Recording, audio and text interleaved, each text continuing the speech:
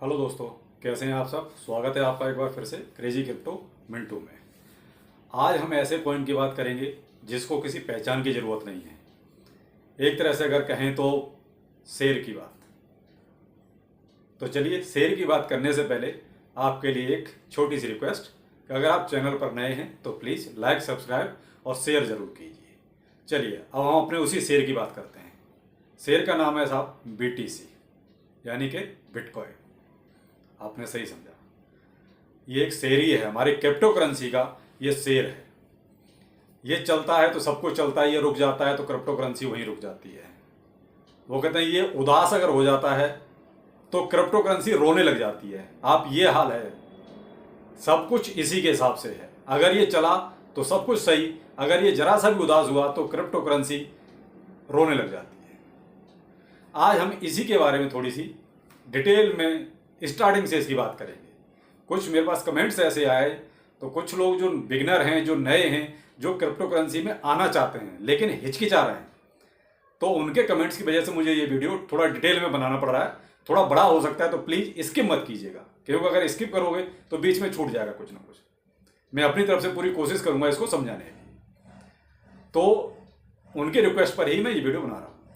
तो प्लीज़ मैं ऐसे लोगों से रिक्वेस्ट करता हूँ कि जिनको इसके बारे में नॉलेज है या जो महारथी हैं, प्लीज़ वो अगर देखें तो बहुत अच्छा, नहीं देखें तो प्लीज़ बैड कमेंट ना करें। क्यों? क्योंकि मेरे पास कुछ बैड कमेंट्स आ रहे हैं, सिर्फ इसलिए ये बात कहनी पड़ी मुझे। तो प्लीज़ अगर आपको नॉलेज है, बहुत अच्छा, आप मुझे नॉलेज दीजिए, मैं तैयार हूँ, हाथ जोड़ के आपसे जो है नॉलेज लेने के लिए तैयार हूँ। लेकिन प्लीज़ बैड कमेंट्स मत कीजिए, ये कहता है शोभा नहीं देता। चलिए, अब हम बिटकॉइन की बात करते हैं। देखिए साहब, ये एक ऐसा कॉइन है जिसने 2009 में एंट्री की मार्केट में। फर्स्ट कॉइन था अपनी डिजिटल करेंसी, डिसेंट्रलाइज करेंसी थी ये, जिसके बारे में ज़्यादा नॉलेज किसी को भी नहीं थी। सातोशी नाकामोटो, ये वो शख्स थे जो बिटकॉइन को लेके आए, जिन्होंने इसका पूरा ड्राफ्ट किया, डिजाइन किया कि ये करेंसी क्या है, कैसे काम करेगी, कैसे वर्क करेगी। इससे पहले किसी को नहीं पता था कि ये डिसेंट्रलाइज, सेंट्रलाइज ये क्या है, ब्लॉकचेन। थोड़ी बहुत नॉलेज हो भी सकती है, लेकिन ज़्यादा किसी को ऐसा कुछ पता नहीं था कि इसका यूज क्या हो सकता है। लेकिन कहते हैं ना कि उन्हीं के हाथों सब कुछ होना था, सातोशी नाकामोटो। जनवरी 2009 इसका व्हाइट पेपर रखा सातोशी नाकामोटो ने। उसमें इनका ज़्यादा, देखिए उस टाइम नॉलेज थी नहीं, तो उन्होंने कोई ज़्यादा इसको डिस्क्राइब नहीं किया, लेकिन हाँ कुछ थोड़े से इन्होंने फैक्ट रखे थे, ये किस तरीके से काम करेगी और ये किसी के भी कहते हैं बंधके नहीं रहेगी। डिसेंट्रलाइज है, यानी इसका किसी के ऊपर कोई होल्ड नहीं होगा कि कोई भी इसको अपने हिसाब से चलाएगा। तो सबसे बड़ी बात यही थी कि डिसेंट्रलाइज ही, किसी के भी जो है होल्ड में नहीं थी।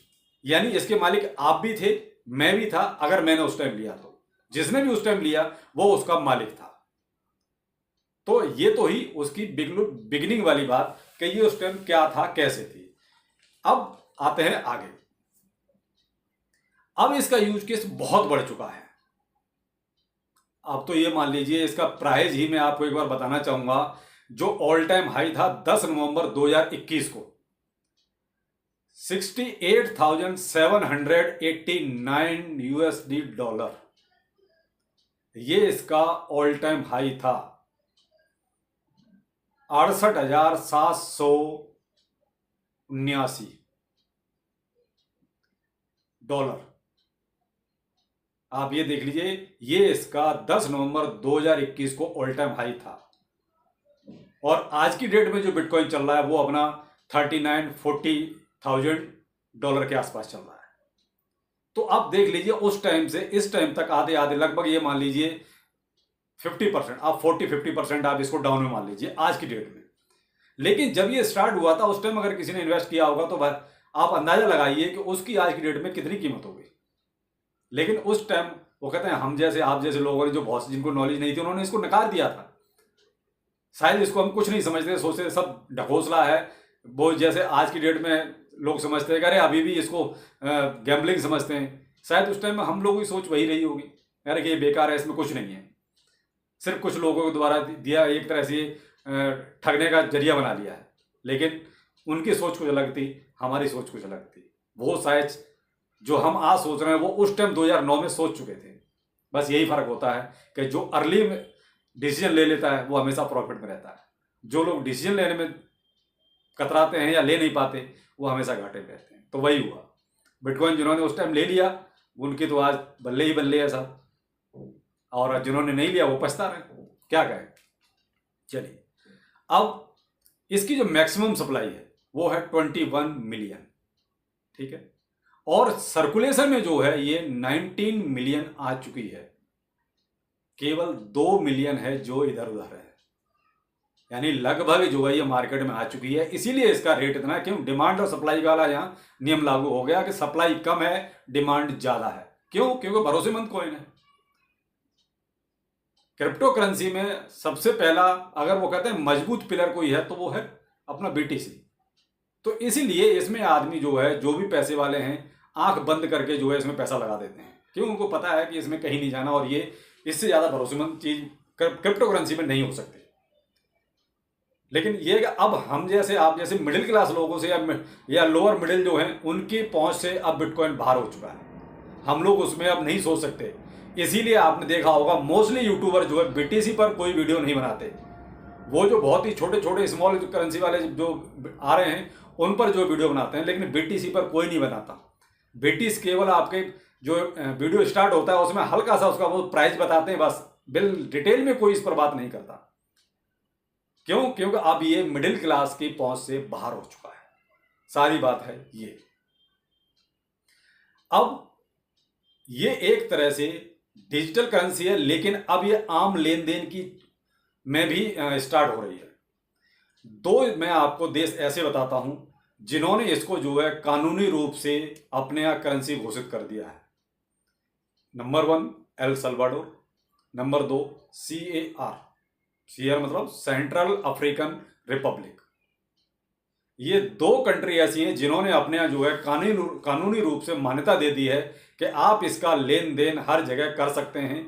जैसे हम अपने इंडिया में INR यानी रुपए में जो लेन देन करते हैं कहीं भी किसी भी रूप में, उसी तरीके से ये दोनों देश ऐसे हो गए पहले जो अब बिटकॉइन को आम अपना लेन देन में इस्तेमाल करते हैं।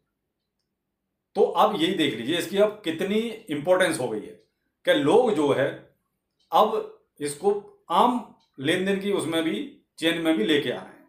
दूसरा देखिए, अब ATM इसके अवेलेबल हैं, अपनी इंडिया में नहीं है लेकिन बाहर जो है ATM BTC का अवेलेबल है। और दूसरा, बहुत सी जगह अब BTC का जो है पेमेंट होने लगा है।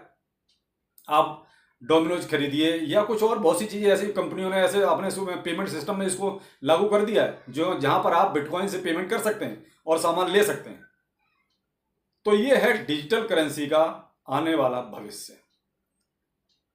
तो सबसे पहला स्तंभ अगर इसमें कुछ है तो वो है BTC, और BTC ने ही जो है सबको एक तरह से ये राह दिखाई है, और इसका सारा का सारा श्रेय जाता है वो है सातोशी नाकामोटो।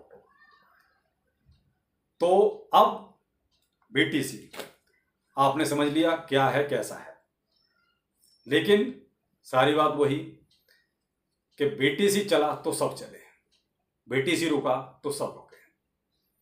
तो कुल मिला के मेरा कहने का जो पर्पज है वो ये है कि अब डिजिटल करेंसी ही आने वाला वक्त है, डिजिटल करेंसी का ही भविष्य है। वो अलग बात है कि कुछ लोग इसको देर से एक्सेप्ट करेंगे और कुछ लोग अर्ली में एक्सेप्ट कर लेंगे। जो पहले इसको मान लेंगे, अपना लेंगे, वो हमेशा फायदे में रहेंगे, और जो लोग देर करेंगे वो हमेशा घाटे में रहेंगे। तो बेहतर यही है कि इसको ज़्यादा देर न की जाए अपनाने में, जितना जल्दी हो इसको अपना लिया जाए। क्यों? क्योंकि आप दिनों दिन इनका यूज केस देख ही रहे हैं। और सबसे बड़ा मैं उदाहरण आपको देता हूं, अभी जो यूक्रेन रसिया का जो वॉर हुआ उसमें देखिए जितना भी ट्रेड हुआ, डोनेशन हुआ, वो सब किस में था? क्रिप्टो करेंसी में। और क्रिप्टो करेंसी में भी लगभग उसमें 90% बिटकॉइन का ही हिस्सा था, जो ट्रेड और डोनेशन दोनों में यूज किया गया। तो आप देख लीजिए, यानी जो उनकी अपनी जो मूल करेंसी थी उसकी कोई औकात नहीं बची, कोई मतलब नहीं था उसका, तो वहां पर क्या काम आया?